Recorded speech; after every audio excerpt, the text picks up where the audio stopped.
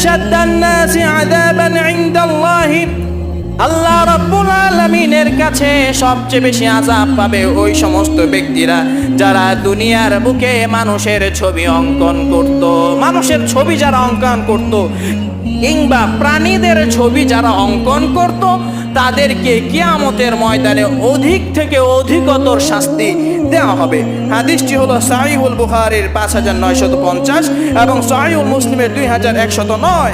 অন্য এক বর্ণনায় এসেছে কুল্লু মুসাউউরিন ফিন্নারি, কিয়ামতের ময়দানে যারা প্রাণীদের ছবি অঙ্কন করত সেই সমস্ত ছবি অঙ্কনকারীরা জাহান্নামে থাকবে। বিকুল্লি সূরাতিন সাওয়ারাহা নাফসুন ফাতুআযিবুহু ফি জাহান্নাম। এমনকি আল্লাহর নবী বললেন, তারা যেই সমস্ত প্রাণীদের ছবি অঙ্কন করত সেই সমস্ত প্রাণীগুলো এসেই তাকে দংশন করবে বা তার